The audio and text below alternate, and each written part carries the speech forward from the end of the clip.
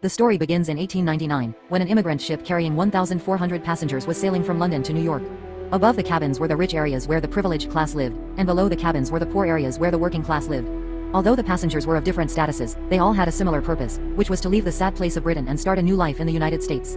But before the voyage was halfway through, the crew received a series of distress signals, which were translated into coordinates. At the current speed, it would only take 7 hours to get there. The captain immediately became alert because just 4 months ago, the Prometheus of the same company had been in trouble. It was on this route that the ship mysteriously disappeared, and thousands of passengers were never heard from again. The captain had a hunch that the ship that sent the signal was the missing Prometheus. He ignored the objections of all the passengers and resolutely ordered a change of course to sail towards the coordinates. The passengers were naturally very dissatisfied, especially the passengers in the wealthy area. They had spent a lot of money on the ship, and after being lost and drifting at sea for 4 months, even if there were survivors, they would have died.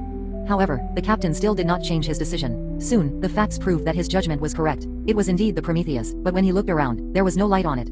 Captain Fire took a few people on a lifeboat and planned to go over to investigate. At this time, no one knew that this ghost ship would bring them endless nightmares. Once they got on board, no one could be seen inside. Thousands of passengers disappeared out of thin air. The equipment on the ship was also badly damaged. It didn't look like it had been out of contact for only 4 months, but more like it had been abandoned for half a century. What was even more puzzling was that the telegraph here was broken. Where did the distress signal that the crew received before come from? Everyone looked at the ground and saw a scarab beetle walking strangely, leading everyone's eyes to come to the cabinet and fight. When he opened the door, there was a little boy locked inside. He had no expression and didn't say a word. He held a mysterious black triangle in his hand and handed it to him. Female Dr. Mora took the only surviving little boy back to the immigrant ship. From the moment he boarded the ship, strange things happened one after another on the ship. All compasses failed, and the captain could hear hallucinations coming from the room. After opening the door, he actually saw his dead family again. He was holding his daughter who was burned to death 2 years ago, but the fire in the fireplace suddenly sprayed him out. Everything in front of him disappeared, leaving only the broken ruins of the captain and the scarab. He followed the traces of the man walking into the fireplace, and found a mysterious passage inside. After climbing up, he returned to his room. In his more than 10 years of sailing career, he never knew that there was such a secret passage on the ship, and it led directly to his room. Was everything he just experienced an illusion? At this time, the company sent an order to the captain to sink the Prometheus at all costs. This strange order really confused the captain. In addition, there was not enough coal on the ship, so he decided to return to London with the ghost ship again despite everyone's opposition. But not long after, a thick fog suddenly rose on the sea, as if deliberately preventing everyone from returning home. Both ships could only stay where they were and wait for the fog to dissipate. In order to investigate the truth, the captain and Mora decided to go to the ghost ship again. This time they found a passenger list, and the same. At that time, several passengers on the ship died mysteriously one after another. They had no external injuries or bloodstains, but just lay straight. After the news came out, the crew and passengers could not hold back. The poor people were greatly incited to revolt and fight for control of the ship in order to stop the willful captain and get off the ship in the United States as soon as possible. Everyone thought that the source of the fatal deaths of the passengers was the unknown little boy, and they began a collective search, vowing to find him out. After hearing this, Mora found the little boy first to question him, but the other party still said nothing, but just silently took out the golden turtle. Under his guidance, his wife unlocked all the doors along the way. The boy took Mora and successfully joined the team supporting the captain. But just when everyone wanted to escape on the lifeboat, the rioting crowd rushed to the front and forcibly took the little boy away. At this time, the crowd was completely out of control. The two groups of people clashed on the deck, and the little boy was thrown into the sea in the chaos. He was instantly swallowed by the surging waves. Mora was still in shock, but the captain took out the passenger list of the ghost ship he had found before and questioned him. "It's the passenger this of the..." The captain suspected that Mora had forged his identity, but Mora didn't remember being on the ghost ship. Before he could explain, the cabinet behind him suddenly made a noise, and after a flash of white light, the little boy actually walked out of it. Seeing the boy who sank to the bottom of the sea mysteriously resurrected.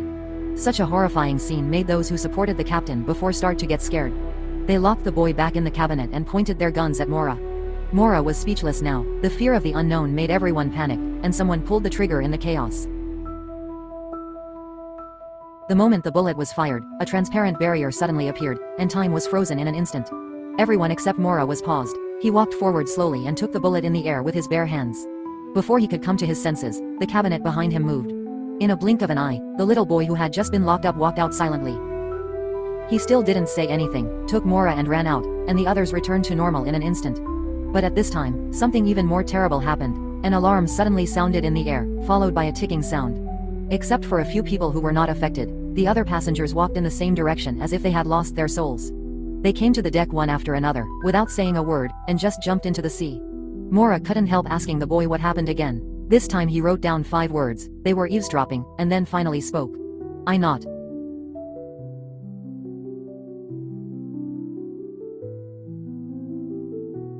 He walked into the secret passage of the room again, released the scarab and followed, and Mora followed. After passing through the exquisite passage, he unexpectedly came to the boundless wilderness, and the cave entrance was suspended in the air.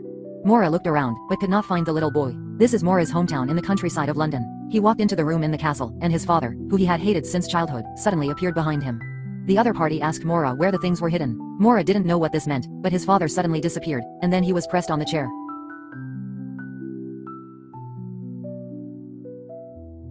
After a shot in the neck, Mora woke up and found herself lying on the bed. The captain found her and frantically asked her why she disappeared. Mora told the truth at this time, and also revealed that her father was the owner of the shipping company and had always been obsessed with human brain experiments. All the strange things happening now may be just part of the experiment. The collective suicide of passengers on the ship continued. The pastor couldn't help but contact the shipping company, but the telegram sent back only had the word, shipwreck. He panicked and told the news to the first mate, but the first mate was actually an undercover arranged by Mora's father on the ship. He knocked down the pastor with a mysterious instrument. At this time, as the ticking sound on the radio disappeared, the passengers' suicide actions also stopped. There were only a few of the more than 1,400 people on the ship left. On the deck, the first mate handed the telegram about the sinking ship to the captain, but a man suddenly appeared and said that the sinking ship did not mean to sink the ghost ship, but the one under our feet. His name is Daniel, and he was the one who swam from the ghost ship to this ship. He and the little boy were in a group, and their purpose was to stop Mora's father's plan. He called on everyone to act separately and find a way to escape from here. On the other side, Mora's father was watching every move on the ship with a monitor. He also ordered to find the little boy as soon as possible. You have to know that this was 1899, and the world's first video surveillance system appeared in 1968. Why can scientific and technological achievements also travel through time? Mora took the captain through the tunnel and came to the castle in the wild again. Mora told the captain that his mother gradually suffered from amnesia after giving birth to him. In order to cure his mother, his father wanted to study the working principle of the human brain, and this castle was the mental hospital he built for his mother. Then the two of them dismantled the wall here and found that it was actually the hull of the ship, which meant that they did not travel through time and space. This place is actually, Mora was also inside the ship, and they also found strange things suddenly growing on the wall. Mora was about to touch it, but Daniel suddenly came to stop her, and the captain immediately became suspicious. He guessed that Daniel had always known what was happening here, and was about to lock him up, but Daniel used a mysterious instrument to teleport the captain into the woods in front of him, but fortunately the gun fell into Mora's hands. Daniel wanted to explain clearly that all this was not real, and hoped that Mora would recover her memory quickly. He also said that the two had actually been married a year or two ago, but Mora didn't remember being married at all. She took Daniel's instrument and locked him in the room. At this time, Mora seemed to remember something, and her heart began to waver. She turned and ran to the wilderness, shouting her father's name loudly, and threw the gun in her hand into the air angrily, and the air was actually cracked. Mora touched it and found it was a transparent barrier. She slowly dug out a board, and found the hull behind it. Mora's every move was monitored by her father, and she finally understood that all this was not real. The captain who had just been teleported found the secret passage and climbed back to the ship, but found that he had climbed onto the ghost ship, and there were countless identical ships docked beside it. Knowing that a violent storm is coming, but none of the survivors can drive the boat, Mora returns to the cabin and asks everyone to find the captain as soon as possible. Then he explores the secret of this mysterious man through the secret passage in Daniel's room. He came to a familiar house and suddenly recovered some memories. It turned out that this was the couple's former love nest, and the little boy was their child. At this time, Daniel, who was imprisoned in the castle, also found a way to get out. He pried open the wall and finally returned to the ship through the secret passage. After finding Mora, Daniel told him that this was a virtual reality program, and each simulation lasted for a week. They have experienced many rounds of death in this sea area. To stop all this, Mora must first recover her memory, because only she knows where the key to crack the program is hidden. There are only 20 minutes left before the end of the program. Mora suddenly remembered the necklace she had been carrying. When she opened it, she found a key inside. Unfortunately, Mora's father successfully caught the little boy at this time. He asked the two to use the key to exchange for his son's life, so Daniel asked Mora to stay here, and he would find a way to solve this problem. Not long after, the program officially ended, and the ship fell into a huge whirlpool on the sea in the blink of an eye. The captain, who was still on the ghost ship, saw his ship rising from the sea in front of him, and the passengers on it were still alive.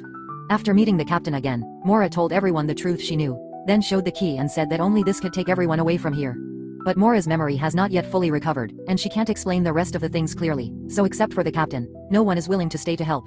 On the other hand, Daniel changed the code through the intrusion program and blocked Mora's father's monitor. Mora's father then realized that Mora didn't want to hand over the key at all, so he sent the first mate to successfully capture Mora. The father told the truth. It turned out that it was not him who created the program, but Mora himself. Mora could not accept that his sick son was about to die, so he created this virtual reality game so that the family could live together on the boat forever. Everyone's not tracking in this look because of you. I believe this is got for second place now for you. It's 20 of a get again.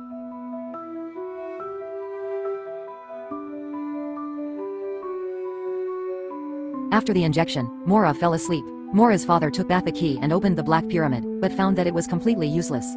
It turned out that Daniel had already modified the code and hacked into the game system, and the rules of the game had also changed, which meant that the key no longer worked. The entire ship began to fall apart, which meant that the game was also falling apart. When Daniel saw Mora again, he knew he had succeeded. Mora's memory of this round was not erased, and the program did not enter a loop. Another new program was about to be launched. Mora must escape from here before returning to reality. Daniel took out a new program entry. A colorful pyramid. The key this time is Mora's wedding ring. After putting the ring in, Mora instantly woke up in reality and broke free from the machine above her head. Looking around, other passengers were still tied to the machine. Outside the window was the vast space cabin, and the machine also started up fully on its own. What she had just completed was the first round of survival missions. The Prometheus project officially began, and the current time was October 19, 2099. The first season of 1899 ends here. Since the same creative team created the series, many viewers will compare 1899 with Diablo. No matter the story setting or the brain-burning level, 1899 is more friendly than Diablo's hell level difficulty. I believe that everyone can basically figure out the plot development after watching the whole season. From the historical suspense drama in the late 19th century to the sci-fi space of virtual reality, the clues laid out in the whole play are very complicated, and only at the end will you feel a sense of relief. It turns out that after unpacking all the outer packaging, it tells how people should face the trauma after the death of their loved ones. The setting of 1899 is based on the Bermuda Triangle, a Dead Sea area known as the Sea Graveyard.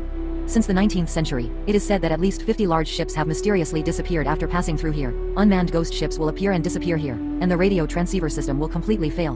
There are even rumors that there are many time and space gates in that sea area that open and close at irregular intervals, and the triangular symbols of the Bermuda Triangle have also been transplanted as important elements in the play, such as the elevator button, the mysterious black triangle in the boy's hand, and the sign on the wooden board of the passage.